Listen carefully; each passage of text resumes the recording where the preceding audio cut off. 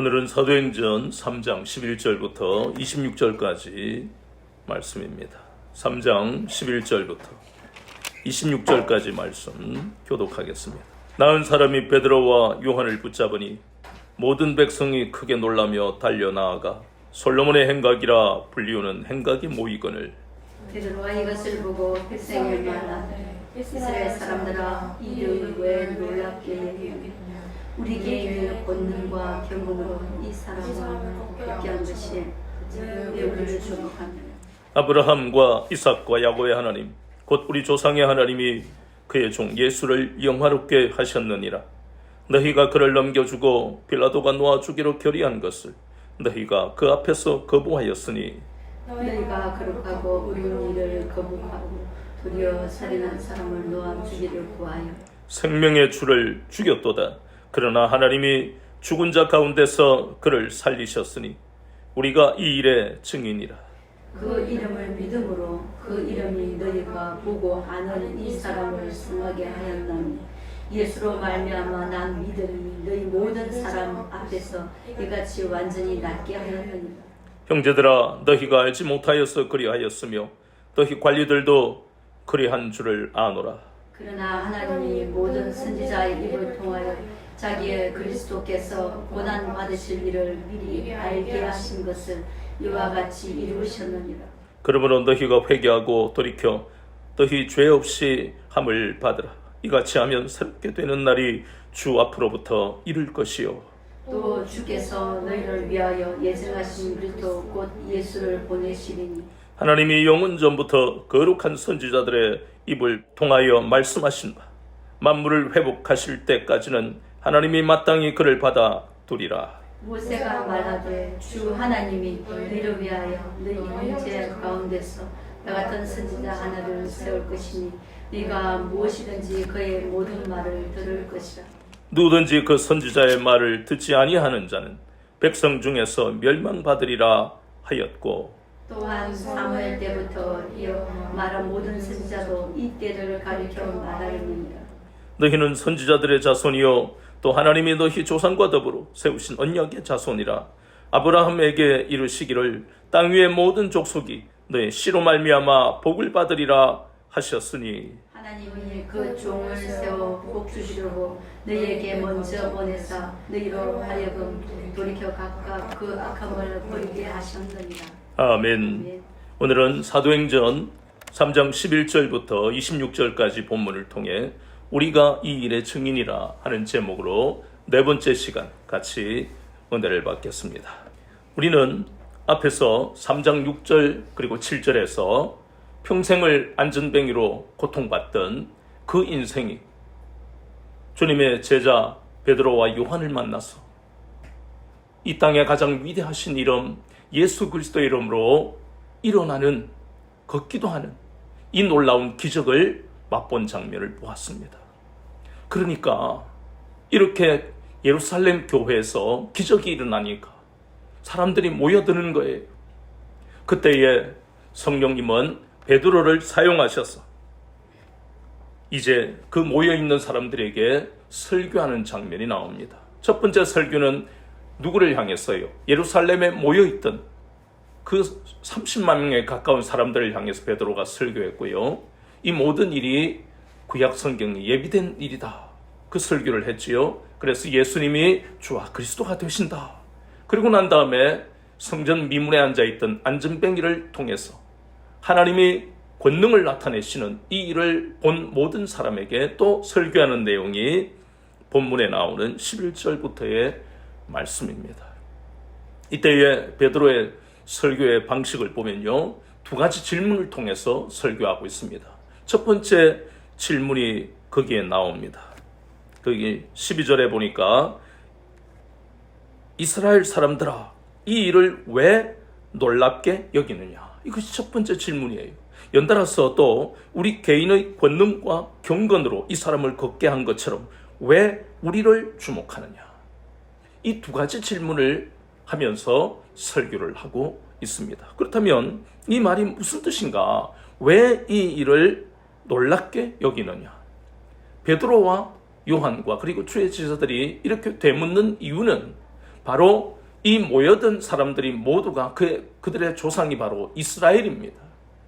이스라엘이라 하는 것은 우리가 잘 알다시피 하나님과 언약을 맺은 언약 백성이에요.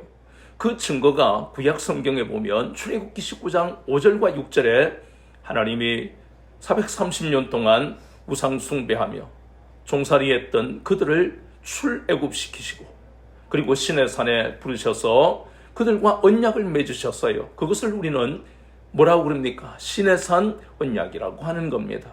그러면서 출애굽기 19장 5절과 6절에서 하나님이 말씀하시는 것이 세 가지입니다. 너희들을 내가 이제부터 나의 소유로 삼을 것이다. 히브리어로 나의 소유라 하는 의미를요, 스굴라라 그럽니다. 스굴라. 그것은 원뜻은 보석이라는 뜻이에요. 하나님이 이스라엘을 보석같이 여기시겠다는 겁니다. 그런데 그들은 우리가 알다시피 430년 동안 우상 숭배하고 불순종했어. 때가 이건 묻는 정도가 아니고 때 속에서 살던 사람들이에요. 죄라는 때. 그런데 어떻게 그렇게 거룩한 보석이 될 수 있습니까? 완전히 사무엘상 2장에 보이는 한나의 노래에서도 거름더미에 있던 나를 하나님이 그 귀한 귀족의 자리에 나를 세우셨다. 그것처럼 이 죄 가운데 살아가던 이 이스라엘 백성들을, 그래서 당연히 노예로 사는 것을 마땅히 여겼던 그들을 하나님이 보석으로 부르신 거예요. 그리고 제사장의 나라 거룩한 백성으로 살게 하겠다. 그것이 출애굽기 19장 5절과 6절 말씀 아닙니까? 거기다가 더해서 신명기에 보면 모세를 통해 하나님이 더 분명하게 말씀하시잖아요. 신명기 7장 6절과 14장에 보면 그들은 하나님의 택함을 받은 선민이다. 이 놀라운 약속, 그것을 우리는 언약, 하나님과 이스라엘 백성 사이에 맺은 약속, 그래서 그들은 약속의 자녀요 언약의 백성이 되었다는 것입니다. 그래서 하나님은 그들을 자녀 삼으셨기 때문에, 백성으로 삼으셨기 때문에 그들의 발걸음마다 하나님의 권능이 나타나는, 하나님의 권능으로 그들의 삶을, 그들의 나라를 인도하신 것이에요. 이 놀라운 일들이 일어날 때마다 하나님은 저 구약에 나오는 창세기부터 그리고 말라기서까지 항상 하나님이 택하신 그 아담의 자손들부터 하나님의 권능으로 그들을 인도하신 증거들이 곳곳에 보이지 않습니까? 그것이 바로 언약 백성이 받은 영광과 특권이라는 것입니다. 그러니 우리가 잘 아는 대로 출애굽기 14장을 보면 우리가 한번 생각해 보세요. 평생을 종살이로 살아갈 것 같은 저주받은 인생이라고 생각했다. 그래서 자녀와 손자가 할아버지, 아버지, 우리 이렇게 계속해서 애굽에서 종살이로 살아가는 건가요? 그래서 부모들이 뭐라고 하겠어요? 어쩔 수 없는 그러한 삶을 숙명으로 받아들이고 살았던 그들이 아닙니까?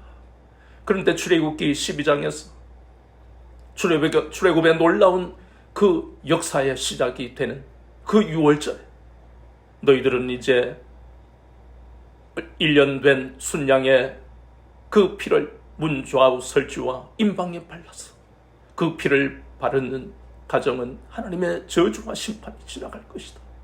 무섭고도 기가 막힌 그 밤에 얼마나 사람들은 기도하면서 하나님, 우리가 이 430년 동안 애굽에서 종살이하는 우리를 하나님이 긍휼을 베풀어 주셔서 이제 이 밤이 지나면 자유인이 됩니다. 이것은 우리의 노력으로 된 것이 아니라 전적인 하나님의 은혜가 아닙니까?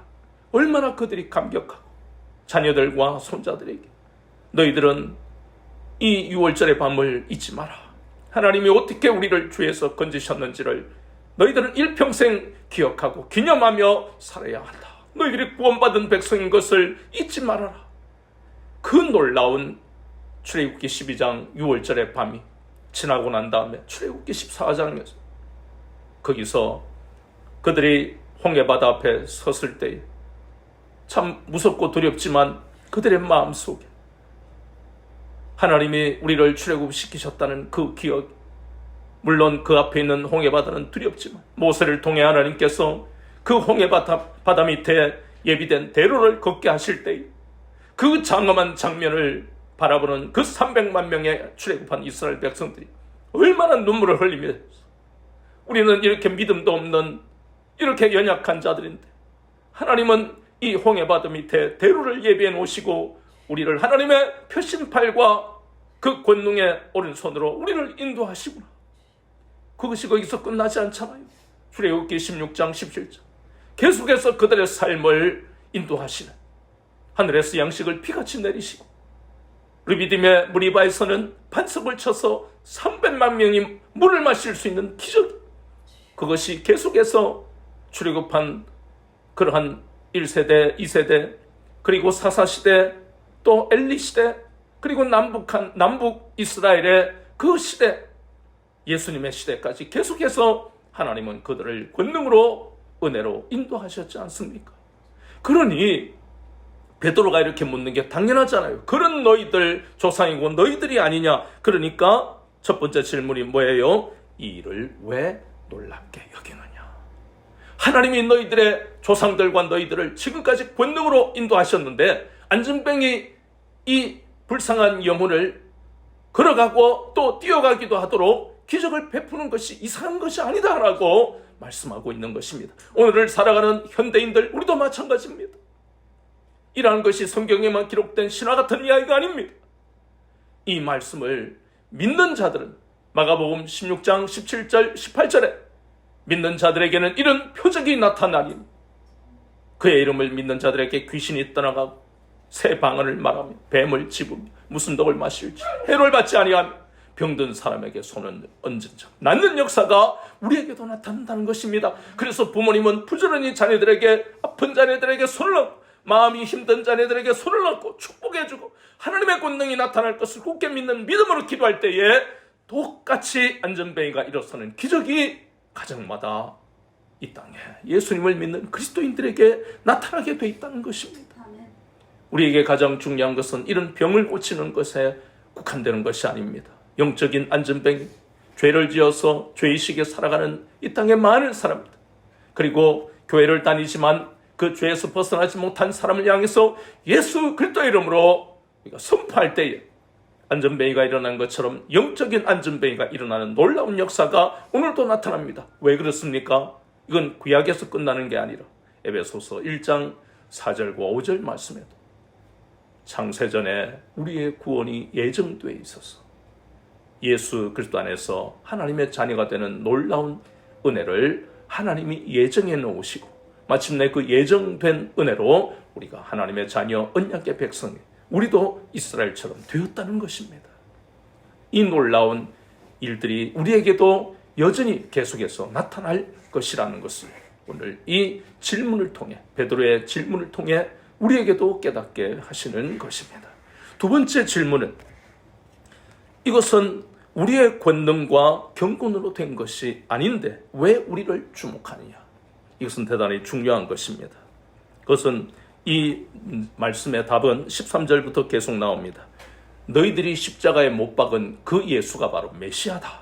그래서 그 표현을 13절에 보면 하나님이 그의 종 예수를, 이 말은 하나님의 종, 예수는 하나님의 종이다.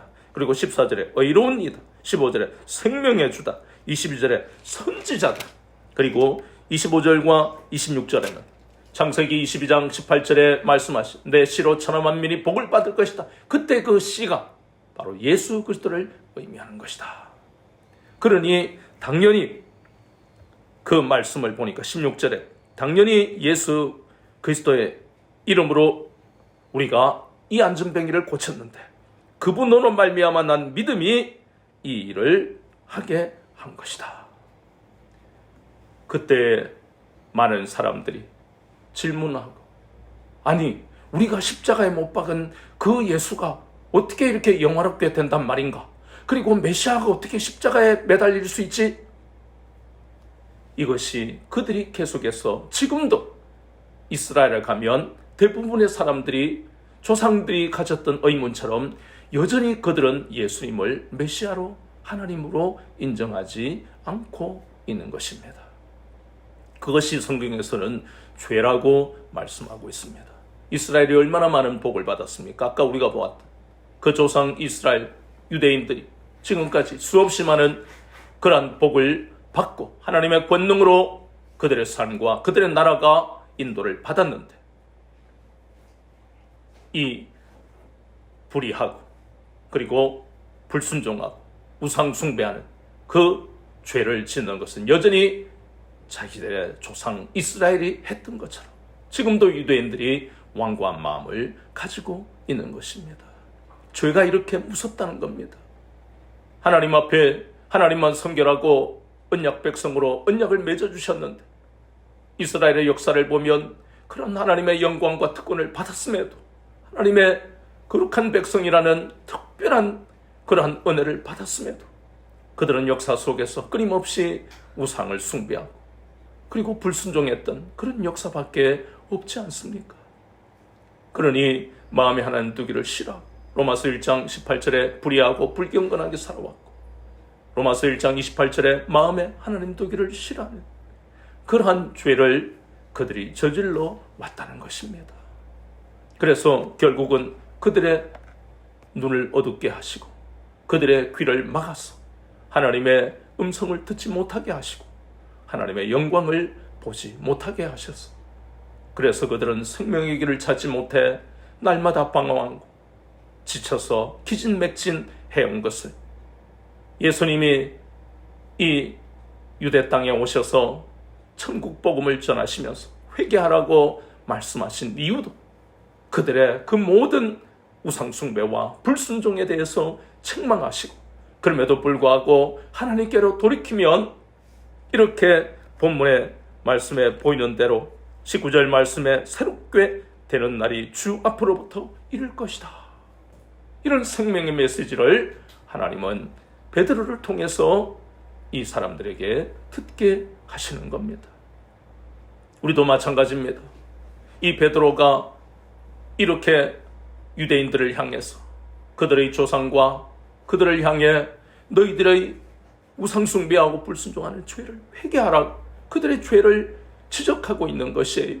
죄의 문제 때문에 그들의 조상들이 하나님 앞에 특별하게 그렇게 보석이라는 하나님의 소유와 제사장의 나라 거룩한 백성이라는 그러한 언약 백성이 되었지만 그들은 하나님 앞에 우상 숭배하고 불순종하는 죄로 말미암아 그들은 하나님이 그들에게 맡기신 하나님의 복음을 온 천하 만민에 두루 다니며 전하라고 제사장의 나라로 삼으셨는데 그들은 하나님의 은혜를 망각해버리고 그 영광과 특권만을 생각하고 책임이 뒤따르는 것을 망각하고 제사장의 나라라는 사명을 감당하지 않았다는 것입니다. 그것이 죄라는 것입니다. 오늘날 교회를 다니든 안 다니든 모든 인생은 하나님이 지으셨어요. 그래서 모두가 하나님의 자녀들이라는 것입니다. 먼저 깨달아서 교회 다니는 사람도 그리고 아직 교회를 안 다니는 사람도 이 죄의 문제에 대해서 우리는 생각해 봐야 된다는 것입니다. 우리의 육체와 마음이 원하는 대로 살아가는 그것이 세상 풍조를 따라가는 그것이 바로 죄라고 성경은 말씀하고 있습니다. 로마서 3장 9절부터 18절에 나오는 것도 모든 인생들이 다 죄 아래 있다고 분명히 말씀하고 있습니다. 그래서 교회는 지난 시간에 보았던 것처럼 성령님이 강림하신 가장 중요한 목적은 이유는 바로 이 땅에 주님의 몸된 교회를 창설하시는 것이라 그랬습니다. 왜냐하면 그 교회를 통해서 주님의 복음 사역을 이어가기 위해서입니다. 전도하시고 전하시고 천국 복음을 전파하시고 귀신 들린 자, 병에 고통받는 자들을 치유하시는 이 예수님의 3대 사역을 교회를 통해 구원받은 우리를 통해 이어가기를 원하시는 것이 바로 주님의 뜻이고 그 일을 위해 성령 하나님이 이 땅에 오셔서 교회를 창설하셨다는 겁니다. 그래서 그 교회가 하는 일이 요한복음 16장에 보면 우리를 진리 가운데로 인도하시는데 세상을 향해서 죄로 그리고 의에 대해서 심판에 대해서 책망하시는 것이 바로 성령님이 하시는 일이에요. 누구를 통해? 우리를 통해, 교회를 통해서. 그래서 이 땅에 교회를 다니지만 그리고 안 다니지만 자신은 의롭다고 생각하거나 자신은 남들에게 죄를 짓지 않고 살아가면 된다라고 생각하는 사람들을 향해서 끊임없이 우리는, 교회는 그들의 죄가 무엇입니까? 예수님을 온전히 믿지 않는 것이 죄라는 것입니다. 예수님이 바로 하나님이시고 우리를 이 땅에서 의의 길로 인도하시는 그러한 그리스도 메시아이신 것을 인정하지 않으면 아무리 교회를 다녀도 그 사람은 죄를 짓는 것이고, 그리고 이 세상에 불신자로 있다 할지라도 그들 중에 분명히 복음에 합당한 자, 구원받기로 예정되어 있는 자들이 있기 때문에 우리가 날마다 말씀을 가까이 해서 우리의 영이 늘 열려서 교회를 다니지 않지만 하나님 우리에게 만나게 하시는 그 사람을 주께로 인도할 수 있도록, 그래서 그들에게 맨 먼저 해야 될 것은 바로 죄를 지적하는 것이 증인의 첫 번째 사명인 것을 베드로는 이 설교를 통해 깨닫게 하시는 겁니다. 주님이 깨닫게 하시는 거예요. 죄의 문제는 심각하기 때문에 교회를 다녀도 우리는 죄를 짓잖아요. 더더욱 교회를 다니다가 안 다닌 사람도 죄를 짓고 있고, 세상 속에 살아가는 사람도 죄를 짓고 있는 거예요. 죄의 문제가 해결되지 않으면 우리는 이 땅에서 영원히 회개할 때까지 불행한 삶을 살 수밖에 없는 겁니다. 마귀가 역사하는 그 삶을 산다고 생각해 보십시오. 가위 눌리고 날마다 우리의 마음속에 불안과 우울증이 찾아온다고 생각해 보세요. 그것이 지옥이라는 겁니다. 그래서 이 죄의 문제가 가장 중요한 것이에요. 끊임없이 교회는 이 죄의 문제를, 저 유대인들을 향해서 이 베드로 죄의 문제를 지적하며 돌이키기를 그렇게 온 마음을 다해 호소하는 것처럼 이 땅에 구원받은 우리는, 교회는 바로 이 죄에 대해서 지적하고 돌이키도록, 그것이 바로 회개의 역사 아닙니까? 회개하지 않으면 이 새로운 날이, 새롭게 되는 날이 온다 할지라도 예수 그리스도를 믿는 사람은 그것이 예수 그리스도의 재림으로 바로 주님과 함께 공중 들림을 받을 것이지만, 그러나 예수 그리스도를 믿지 않는 사람에게는 이 새롭게 되는 날은 하나님의 심판의 날이 되어버리는 것입니다. 그래서 죄의 문제는 교회 다닌다고 다 끝나는 문제가 아니에요. 끊임없이 말씀과 기도로 우리가 거룩하게 살아가려고 애를 써야 되는 것이 바로 죄의 권세가 그만큼 강력하기 때문에 가장 중요한 복음의, 그리고 성령님의 메시지가 이 죄의 문제라는 거예요. 그래서 이 죄를 지적하고 우리도 죄의 문제를 날마다 심각하게 받아들이고, 에베소서 5장 26절 말씀처럼 물로 씻어 말씀으로 깨끗게 하사 거룩하게 하시는 이 말씀으로 우리의 심령을 돌아봐야 된다는 것입니다. 그래야만 로마서 8장 1절 2절에 말씀하는 대로, 그러므로 이제 그리스도 예수 안에 있는 자들에게는 결코 정죄함이 없다 그랬습니다. 이 정죄를 받지 않는 인생이야말로 천국을 사는 것이에요. 어떤 환경 속에 우리가 살아간다 할지라도 그 환경을 능히 이길 수 있는 것은 이 천국의 기쁨과 소망과 하나님의 그 천국에 다스리시는 하나님의 능력과 권능이 우리에게 임하기 때문에 환경이 주는 그 고통이 우리 마음속에는 잠깐 있다가 사라져버리는 것입니다. 이스라엘 백성들을, 유대인들을 이렇게 오랜 세월 동안 하나님의 권능으로 그들을 붙드셨는데, 마찬가지로 이제 예수 그리스도를 믿어 하나님의 자녀가 된 새 언약의 백성이 된 우리도 마찬가지입니다. 온전히 하나님만 의지하고 살아가면 세상의 그 어떤 고통, 그리고 내 육신의 질병이나 여러 가지 환경의 어려움이 있다 할지라도 하나님의 권능이 우리의 삶에, 우리의 가정에, 우리 공동체에 임하면 그 모든 고통과 두려움은 떠나가게 되는 것이에요. 오면 방법으로 하나님이 여시는 놀라운 그러한 삶을 눈으로 직접 보게 된다는 것입니다. 여러분 생각해 보세요. 그 바다가 열리는 그 장엄한 하나님의 권능의 역사를 여러분이 직접 목도한다고 생각해 보세요. 얼마나 황홀하겠습니까? 그러한 삶이 구약에서 끝나는 것이 아니에요. 베드로의 설교를 통해 주님은 우리에게도 말씀하시는 거예요. 날마다 우리 속의 죄를 말씀과 기도로 물리치고 새롭게 될 때에 우리 앞에도 막혀서 갈 수 없는, 뒤에는 애국 군대가 쳐들어오는 것 같고 앞에는 건널 수 없는 바다가 놓여 있을 그때에 믿음의 사람, 그 이스라엘의 지도자 모세가 지팡이를 들고 약속의 말씀을 붙들고 선포했더니 그 바다가 갈리는 자음하고도 황홀한 그 놀라운 광경이 우리 인생에도 열리는 것이, 영원히 하나님은 하나님의 자녀 언약을 맺은 백성들에게 그 권능을 나타내신다는 것입니다. 그 말씀이 바로 오늘 본문의 말씀이에요. 우리가 할 일은 끊임없이 우리 속의 죄를 발견하고 하나님 앞에 회개하며 날마다 정결한 마음으로 나아가는 것이 바로 우리가 할 일이에요. 그리고 두 번째, 베드로가 설교한 것은 바로 예수 그리스도의 부활하심을 설교하고 있습니다.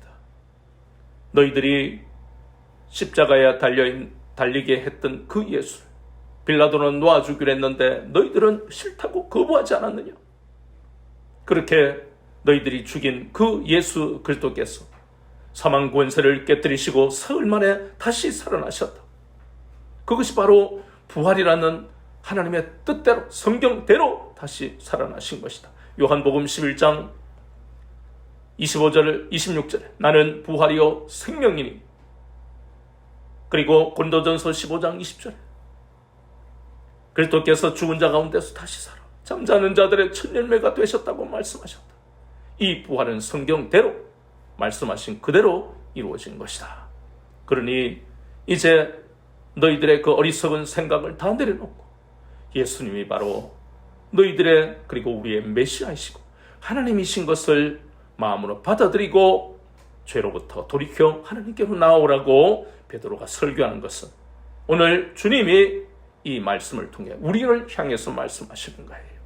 예수님이 하나님이신 것은, 그것은 요한복음에도 말씀하고 있잖아요. 우리가 잘 아는 대로 요한복음에 보면 7가지가 나옵니다. 그 7가지 기적. 첫 번째, 요한복음 6장 35절에 나는 생명의 떡이다. 그리고 우리가 잘 아는 대로 8장 12절에 나는 바로 세상의 빛이다 그랬어요. 거기다가 요한복음 10장 7절에는 내가 바로 양의 문이다. 그리고 11절에 나는 선한 목자다. 그리고 예수님이 11장 25절에 나는 부활이요 생명이다. 그리고 14장 6절에 나는 길이요 진리요 생명이다. 마지막 7번째는 바로 요한복음 15장 1절에 나는 참 포도나무다. 이 7가지가 모두가 나는 하나님이다 그 말씀이에요.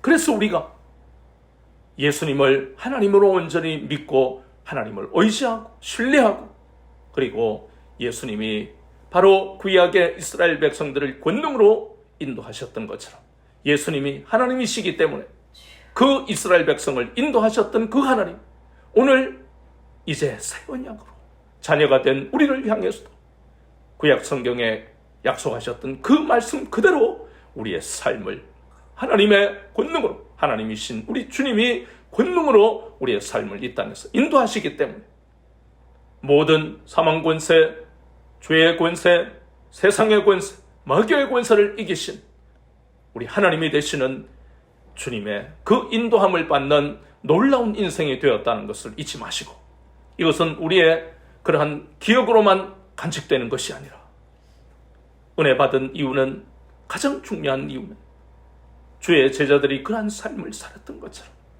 우리에게 원하시는 것은 바로 증인의 삶이라는 것을 우리는 다시 한번 우리의 마음에 새겨야 된다는 것입니다.